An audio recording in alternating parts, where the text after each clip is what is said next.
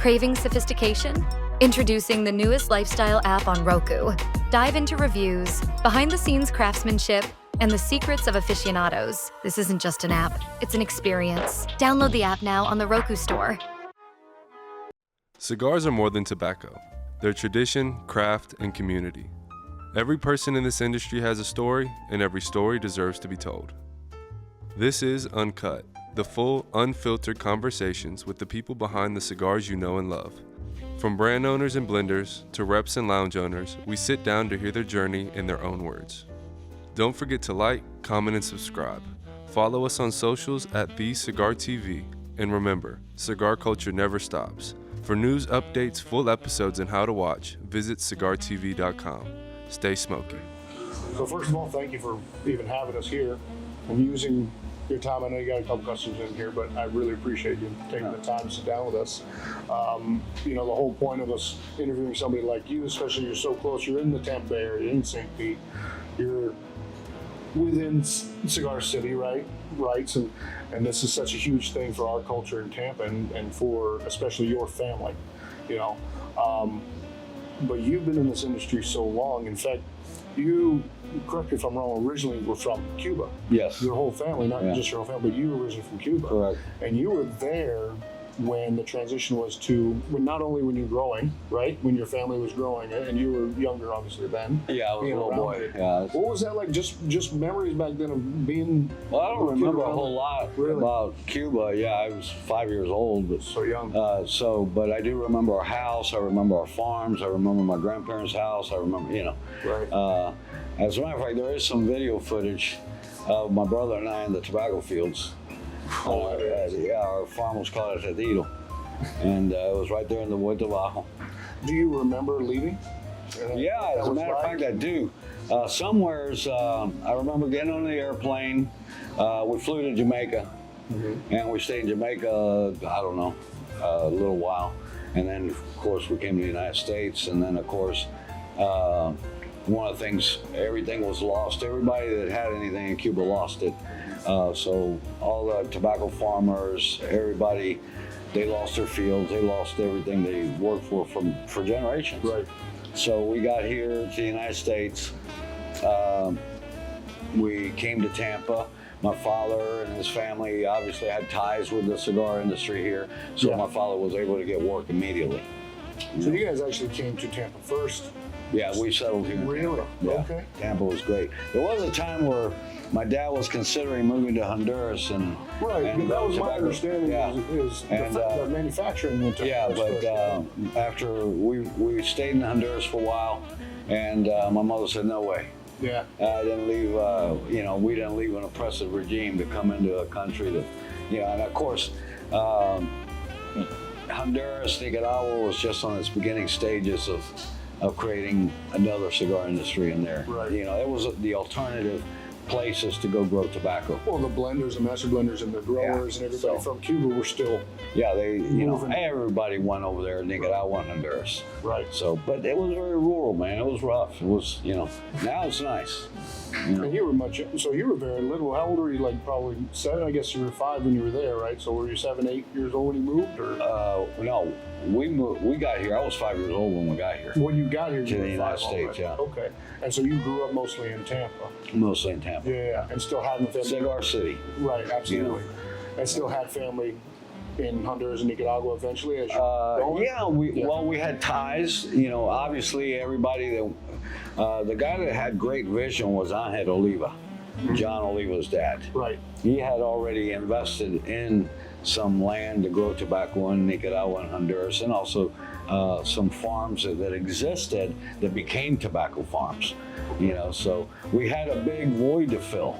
There was no more Cuban tobacco. So, and now, fortunately, here in the United States, we'd always grown tobacco here. We grew tobacco in Massachusetts and Connecticut, along the river valley there between the two states. Great Connecticut broadleaf. In southern Georgia, North Florida, there's a town called Havana, Florida, that grew shade tobacco there. They have a museum there in Havana, Florida. Growing shade wrapper. Yeah, we grew shade wrapper. I spent a lot of time there, you know, and of course, one of the things that my father was a candela expert. You know, he grew a lot of, we were in charge of growing, curing candela tobacco, which is a totally different process. I can only, yeah, well, it's less fermented, it's green. That's the candela. We don't ferment it at all. You don't ferment it at all? No, we cure it and we maintain that chlorophyll green. It's a pretty intense process. Right. We cure that leaf in about 72 hours in a barn. Wow. Intense heat. Yeah, so we yeah, got to maintain that green. So, and it gets as crisp as a potato chip. And that, but candela is known now as it's a sweet, kind of sharp, sweet. very, very mild in flavor, but Correct. it's very, very obvious. You got to know how to blend candela. Right. And this is where we're lacking right now, is being able to blend candela. Yeah, 'cause Candela at one time was a very, very demanding. I remember reading in the wrapper. 1920s it was the most popular wrapper for everybody who's knowing candela. That very, very mild, I guess, smoke and that very mild flavor to it. And it's great. I mean, once you don't have to ferment it. And now it's almost the opposite. Everybody wants oscuro, they want oily, they want dark. For the most part, you know, when they're trying to find something new. It's so confusing anymore because we have taken seeds and we've hybrid them with other seeds and we're developing, obviously, the endless pursuit, you know, of a better tobacco, more resistant to disease. You know, that's always an endless pursuit. And I'd like to think that Nestor and his sons are leading the way in that. Absolutely. In that process. Now, growing up in Tampa, Cigar City, but yes, you have connection just because of where you're at, but also obviously your name. Looking back, growing up in Tampa, how connected were you to this? Were you always just around it? Were you? I was always around it. Just around, yeah. Yeah, I mean, I've probably been in every factory that was in Tampa. That's awesome. You know, at one point or another. You know, since you were young. So with my dad, or with, you know, the when was Olivas. when was it to where you finally got to the age where you, or did that happen, where you had the things like, okay, this is what I'm going to go into. This is Well, no. Actually, my father was telling my brother and I to forget the cigar industry. Really? Yeah, go to school, go to college, do that. Well, you knew how difficult it probably was. Well, you're talking about 70s. Mm-hmm. You know, so the industry was in a downward spiral. You know, there wasn't any more Cuban tobacco. There was tobacco from the Canary Islands. Mm-hmm. There was tobacco from Nicaragua and Honduras. There was tobacco from the United States. So a major shortage of leaf. So the quality went down considerably. So where was the tobacco industry at that point? I know that last year imports to the United States of premium cigars was at 467 million. That's a lot of cigars. Now, Tampa at its height, I believe, was doing 500,000 a year when they were producing cigars here in Tampa. That'd be amazing. Yeah, I would have so loved to see that. well, look at all the factories that were here. Yeah, we're all yeah. Well, that's the thing you tell people when they're visiting, like Ybor, for example. Like almost every building there was a cigar factory. That was one almost every corner, and then when Henry McFarland extended into West Tampa and built those and brought recruited the industry into West Tampa. Look at all the buildings that are there that used to be cigar factories. It's quite a novelty, man. But it's quite a nostalgic industry. Your dad discouraged you and your brother. Absolutely. Yeah, and my cousins, most of my cousins that are my age or from that generation, they were, turned in a different direction. So I went to college for a while, and then when my father decided to retire, he retired in 1979. So he wanted something else to do. He was pretty much done, living away from the family a lot, because he was always in Nicaragua, always in Honduras, and we were in school. And so I talked him into opening up a business, and him and my mother, and we opened up a restaurant, which became my career. When was this? How old were you? This was in the late 70s. Okay. So that became my career. How old were you at that time? Oh man, just out of high school basically. And I was going to college. 19 years old, 20 years old. And we opened up a place called Latin Village. And unfortunately, the whole family, Cuban families are all working there together. But building that business up, and basically it was for a while my mother, my father, myself, and some hired help. And in 1985, my father got ill, and he passed away in 1988. Oh, wow. And so I took over it and had some mild success with it, you know. And then in 1994, I decided I'm done with the restaurant business. My son was born, and I wanted to do something else, and go from the restaurant business right into the cigar business again at a different level. You know, that wholesaling, brokering. What was the push? I mean, obviously having the kid, that's a huge life change. Oh, absolutely. You know, I'm about to go through that myself. Yeah. So when you when have you're in a kid come in, you're saying to yourself, that's what I want. My passion is cigars. I want. Well, no. As when my son was born, I thought, well, I don't want to be an absentee dad. You know, I wanted to be I was already in my late 30s, I believe. And I said, no, I wanted to. So I took a hiatus, man, and I just wanted to be a dad. Fair enough. And so then the cigar boom was. Yeah, then you get into the 90s. And so before you know it, I got recruited into getting into the cigar business, which I was kind of hesitant, you know, or skeptical about it, because I didn't feel that I knew enough about it.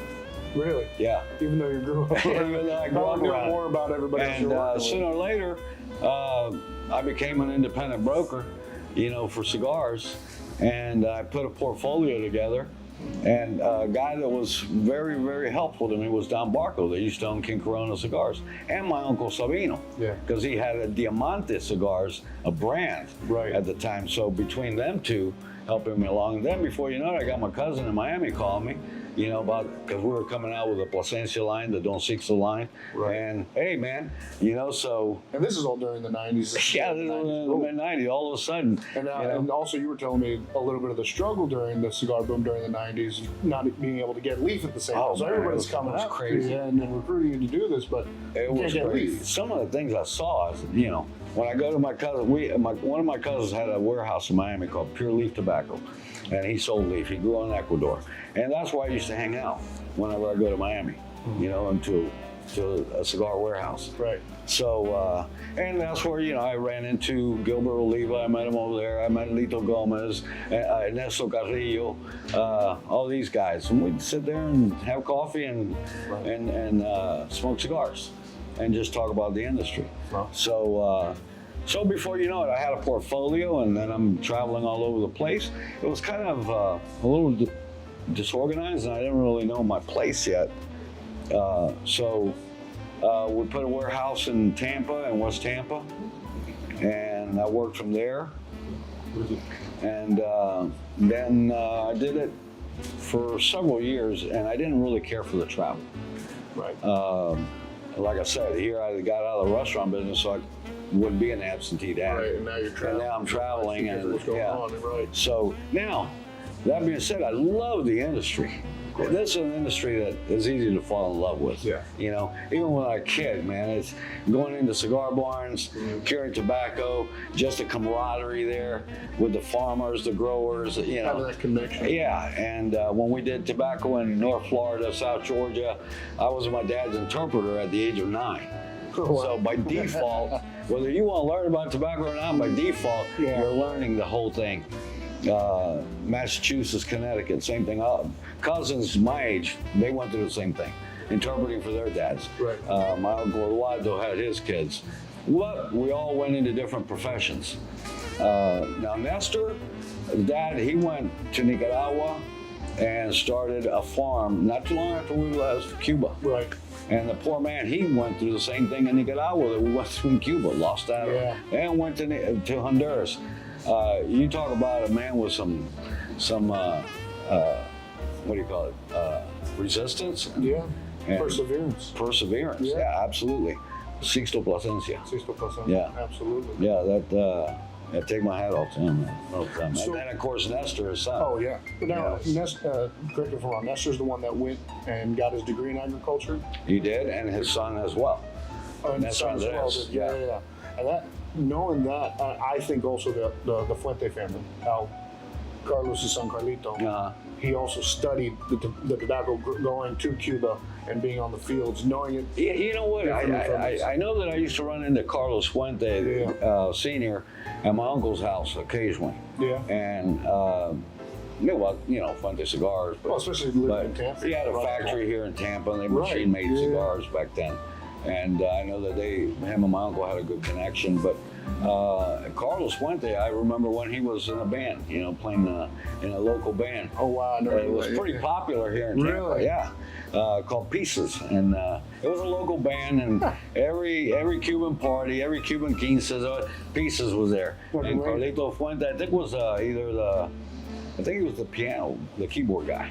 Oh, that's something. If I ever had a chance, I gotta ask Yeah, about. so- That's amazing. And as far as Cynthia, we went to school together. We used to, you know each other when we were young, and it's great always to talk to her. We were just talking a couple weeks ago, Yeah. and I saw her there at the Big Smoke talking and working the crowd. And I told her, man, you were born for this. You're awesome. Yeah. Great. She's always been a great girl. Oh, she's an angel. You know. Every time we get to meet her, from the first time I get to meet her to every single She's time, one of the coolest just chicks I've great. ever met in Yeah. my life. You know. So obviously, being around for that long in the industry, you've gotten to see kind of how the culture changes too. Mm-hmm.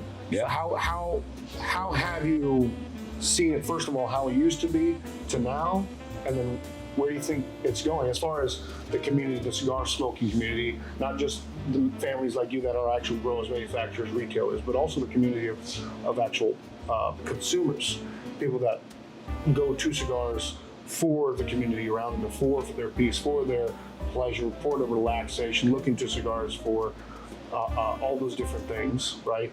How do you see the culture from back then to when you were really building up in it and really working in it to now? And then where do you see it going? Well, obviously, this industry has seen a lot of changes. From Cuba, the adversity that everybody faced, the adversity going to Central America, the Dominican Republic, starting up new farms, new techniques, everything. So I think the biggest change was cigar aficionado. I think that really set a new dynamic for the entire industry. Now this industry had a industrial publication with celebrities on the cover, Yeah. which are very influential. Good for us, good for the industry. That was a big shot in the arm. You know, it brought the industry right back Yeah. almost instantaneously. And the industry was cut off guard. We didn't know the level of consumption that it was going to create, where the farms got stripped of tobacco. I mean, we couldn't grow tobacco fast enough. The stockpile of tobacco in the warehouses was gone. It was depleted. Everybody that had a little bit of change to put together wanted to create a brand of cigars. Right. So, yeah, it was great from a manufacturing standpoint, but we weren't putting out really great cigars. You know, we're just making them too fast, Yeah. and they were being consumed fast. So we're just getting the product out there. However, it did inject a lot of financial gain into the industry, very well needed, and also changed the pricing structure of cigars. Because along with Cigar Aficionado now, advertising came into play. Right.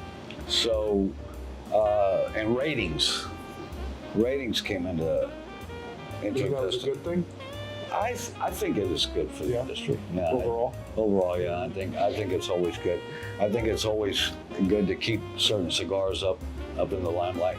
Now, there's a lot of criticism about it. Always is gonna be, yeah. You're always going to have that. But I think in general, it's good for the Well, like we industry. were saying, palettes and Right, yeah, flavor. There's going to be So, I mean, you can have a panel or you can have one person rating a cigar. Right. So, and that can be very subjective. Now, if I'm rating a cigar or whether I'm assessing and evaluating the cigar, first thing I always look is the aesthetics. Is it appealing to me? You know, the color, the wrapper, everything. Then, of course, the craftsmanship behind it. It's got to be there. And then I look at the foot of the cigar, look at the tobacco, look at how much ligero, how much seco, how much is in it, and determine the quality of it. And of course, the ultimate test is the smoke. How's the draw, the complexity of the cigar from the beginning to the middle to the finish of the cigar, how much of the oils build up, because that can always leave a kind of a displeasuring taste. Yeah. So, and I've become a big believer in aging, extended aging. Extended aging, like past 2-3 years? Oh, absolutely, absolutely. As a matter of fact, I had a conversation with Trey Oliva not too long ago. Mm-hmm. And I was asking him, Trey, so what do you think is the peak point of aging tobacco? It was a great question for him. Right? Yeah. So, and he said, I don't know.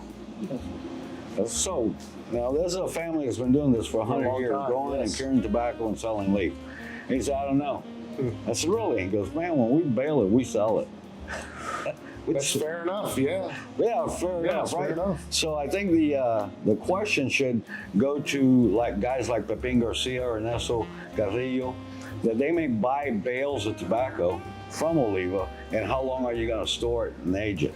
Yeah. Once it's already been cured and it's already been fermented for a good length of time, but now you take that bale, and how long are you going to keep it? And how long is that tobacco? For example, you probably tasted a cigar or tried a cigar that's 20 years old. I have, yes, actually. The newest lifestyle app is here. Share the passion, the rituals, and the stories that bind us. From rare blends to legendary lounges, this is where the bonds thrive. Join us and add the app now on the Roku store.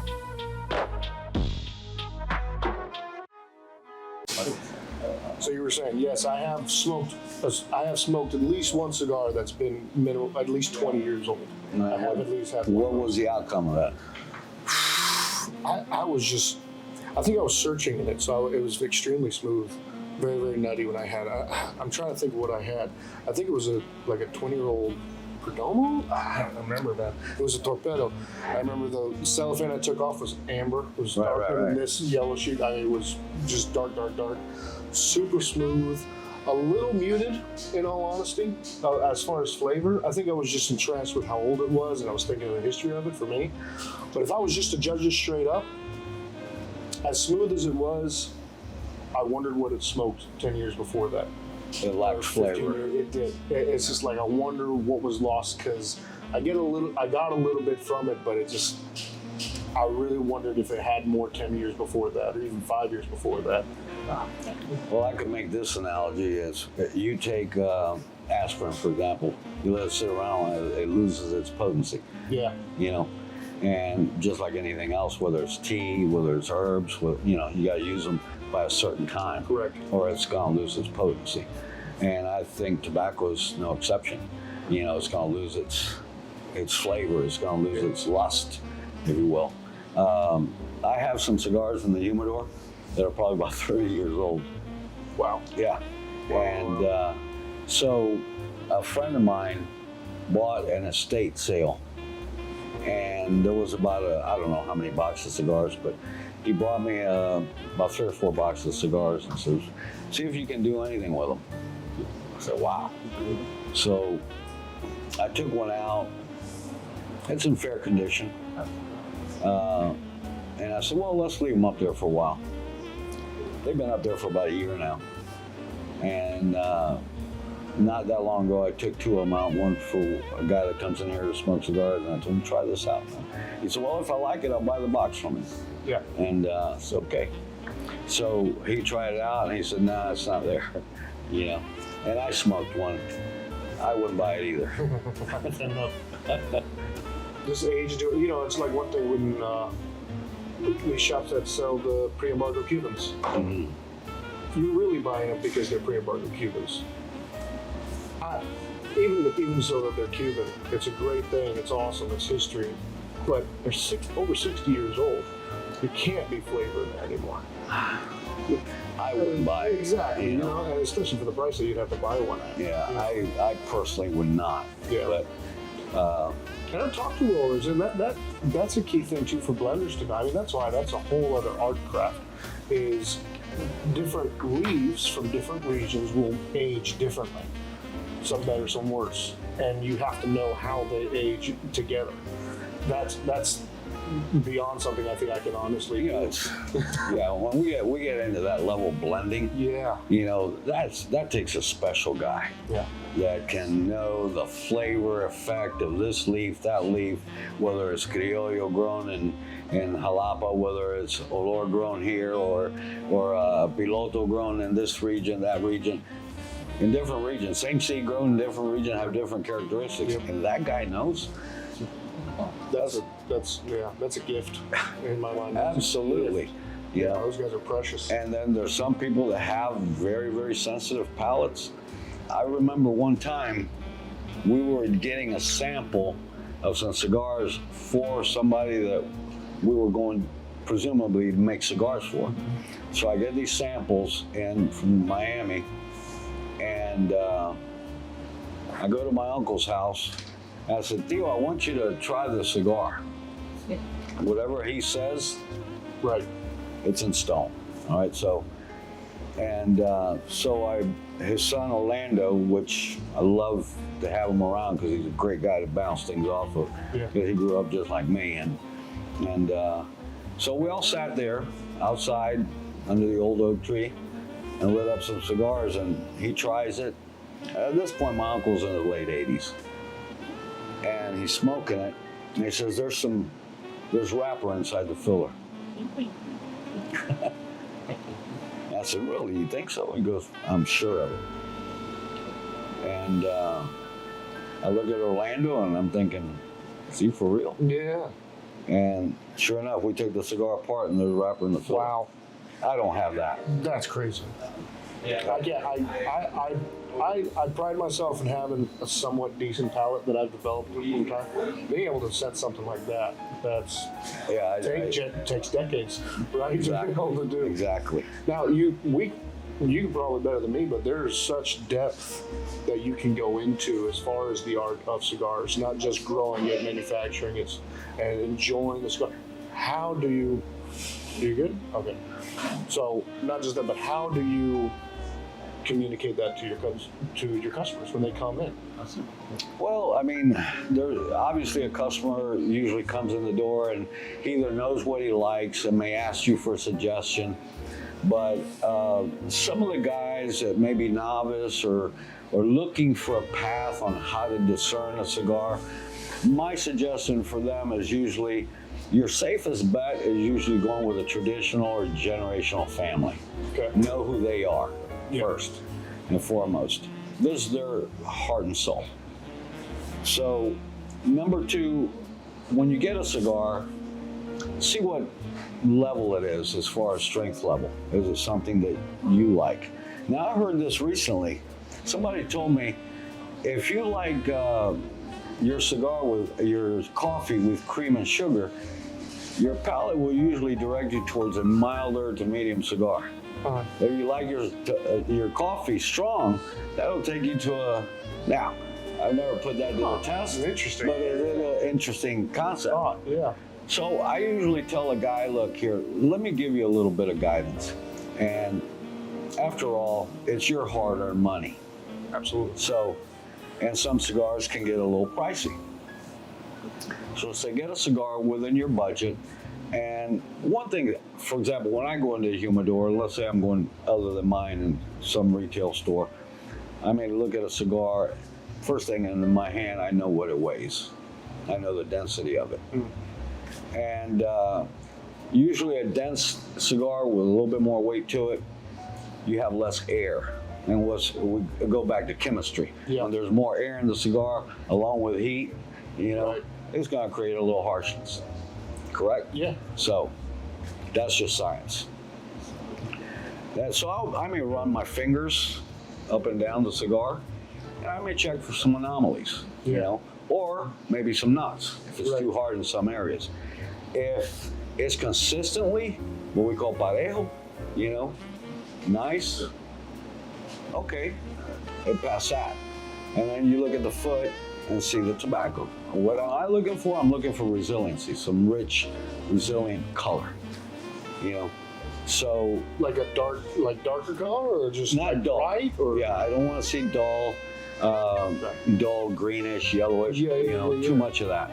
Just Okay. nice, rich color. And perhaps in a little while we can go in there and I'll show you Absolutely, I'd love what that. I'm talking Yeah. about. So, and obviously, then of course, the final is smoking it and see how it's gonna, you may get familiar with the blend, the bio of the cigar. I know I have some cards in front of some boxes there, gives you a little bio help out, right. to help out a little bit. Not only does it help out the consumer, it also helps out staff that may not know, because not everybody's gonna know everything. Right. They need to be trained too on it. Yeah, every day. Little by little, Right, yeah. Exactly. Yeah, so. So, pretty much answer that question. What makes a cigar good? I guess that. But when it comes to the smoke, you kind of touched on this. The construction is what you look at, how it looks, how it's made. Is it from a family that cares about what they make? Right. I've been Right. doing this a long time. What about for flavor for you? Now, obviously, flavoring. Whether you like something creamy or nutty, or you like something more cocoa roasted, or something peppery and very, very, like maybe even cayenne pepper kind of flavor forward or anything like that, or earthy. What do you think, in your opinion, makes a good cigar? Is it a balance between all of it? Is it focusing on one flavor? Is it, what catches you back to a cigar? Is like, oh man, that's a really good cigar. Yeah, I think, palates are so subjective. You can detect some cinnamon in a cigar, chocolate, whatever it may be, coffee, nut. I'm not that good at that, but I know that when I personally smoke a cigar, whether it's a little peppery, whether it's a little citrusy, whether it's a little floral, whether it's creamy, whether it's rich, whether it may be a little buttery, And that's not a sense per se a flavor. Yeah. That's just telling you more of a tone of the cigar. Right. And so I do like richness. And again, richness is going to come from density normally.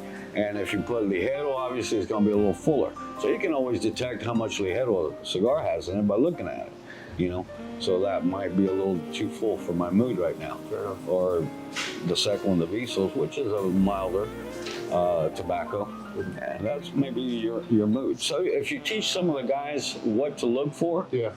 Before they spend their hard-earned money, $20 to $30 for a good top-notch cigar, it's good that they know that. Now I'm going to ask you, this will probably be my last question, and then we can go into some of your questions, but probably for my last question would be, what would you like to see as far as the cigar community and the cigar industry, all aspects of it, from consumer to producer, going forward? What would you, with your background, your knowledge, and the people you know, and what you've seen, and your love for this industry and your love for cigars, what do you want to see happen in the future, in the next few years or 10 years? Or? Well, what I'd like to see is preservation of the integrity of the industry, preservation of the history of it, preservation of the nostalgia in the cigar industry, a balance between government intrusion into our industry. As you well know, we've distinguished ourselves and tried to distance ourselves from another part of this industry, which is that, the vaping and because the FDA wants to put it all under the same in one umbrella. box, exactly. And we've had to get away from what was the RTDA, IPCR. Now we're the PCA, which is Premium Cigar Association. Right. That is clear as far as our separating ourselves from that category of industry. Right. And again, consumer friendly. We're not per se in the addiction business. We're in a chill business. Absolutely. Yeah.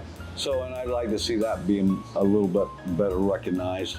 And as far as for the young smokers coming today that enjoy a nice cigar, and we all know that this is a cigar is sometimes just as good as the company you keep. The moment, the beverage you may be Absolutely. drinking with it. So often you have a cigar that you really like, and for example, right now I'm really enjoying this cigar. Yeah, And perhaps absolutely. it might be the moment. Has a lot of influence. Absolutely. Absolutely. Same here. So the camaraderie of everything. 100%. And then next time you may smoke the cigar. Wow, this one is as good as the one I smoked the other day. Yeah, or Yeah. not. It's like, I wonder who I'm around this time. That's fair enough. So, but going into the transition, you have a lot of new cigar stores. What do the cigar stores look like now? You know, we've seen a lot of changes. Yeah. Got much bigger humidors. We've got much greater selection, which is great. Huge variety. You know, Yeah. huge variety. It's confusing sometimes what you want to bring in, and sometimes there's too many line extensions. You've probably encountered that. 100%. Absolutely. Right. It gets overwhelming for people that work in the industry. let alone a Absolutely. consumer. So yeah, no, I've seen that. Absolute line extensions. And this manufacturer, this year came out with this cigar. Wait a minute, man. What are you doing that for? We were just doing well with We're this just line. excited about this. Now Correct. you're coming out. Okay. And yeah. it's not like the production's going to grow anymore. But they feel in the industry they got to stay competitive. Well, if this guy's doing it, we got to do it. Yeah, exactly. So I'd like to see perhaps a little ease on the prices of materials. Gasoline one, you know, Yeah. that's really caused the price of cigars to shoot up. Farming, Yeah. you know, a lot of people don't realize that farming relies a lot on fuel prices. We got fertilizers, herbicide, you know, all these things. And for some reason, Tractors. people don't make that connection. These generational companies are farmers. Like you think that's where it has to come from. Absolutely. They don't make that connection. They just think they're a manufacturer. They have a good brand that makes cigar. You don't think how far down it gets to go. Yeah, the down essence. to the actual Yeah, right. soil, the land, and them out there actually growing the tobacco. And we got to replenish these fields too. You know, we can't just grow tobacco on the field over and over again. We usually have 2 harvests a year, so we got to. Well, we're planting here this year. We got to let that field rest, and we got to retoil the soil. You know. So that takes time as well. You know, Absolutely. you got 5,000-6,000 acres. You can't use them all at one time. To grow tobacco, you got to give the land a rest. Right. So that's also costly, and the most expensive, appreciate that. advertising. Advertising, which now with social media is even more influence. Like it's a huge. You have to be on the feed all the time. So I'm sure that's a whole other monster marketing now with everybody coming out. Social media is great, Yeah. but how much of it's true? How much of it's real? That's right. You know, so. We're trying to be different by actually talking to the guys in the And industry. I think you Yeah. might be onto something good. It's the idea. You know, Yeah. actually getting the people that are in the business Correct. and working and making a living at it. Correct. You know, Because most people get their information about cigars from the guy sitting next to them who also just smoke cigars for a hobby. You know what I mean? So instead of being able to actually talk to people that have been part of the family, been part of the process, that's a big, personally, that's a big mission for me, and I think for what we're doing here, and you being able to take the time and do this is helping us do that as well. Yeah, so yeah, obviously, as you heard me say, I'd like to see preservation of the industry and the history of the industry, the nostalgia, and also integrate it with going forward. 100%. You know, with new ideas, new innovations. You know, retailing has changed a lot. So. Yeah. And it'd be great to get retailers that actually take an interest in the industry. Well, Javier, thank you so much. Oh, you're welcome. For taking the time. Appreciate you just letting us use your area here and kind of taking up quite a bit of space. I'm glad you guys Thank came you very by. much. And yeah, appreciate you being on the show. Again, I am Brian Bass, and you've been watching Cigar TV here with Javier Plasencia. I'm Brian, I'm Javier. and you're watching Cigar TV. Slow down and savor the moment. The newest lifestyle app is finally here. We bring the art of it all to your screen. From lounges to master blenders, we feature it all. Find the app in the Roku streaming store and start watching today.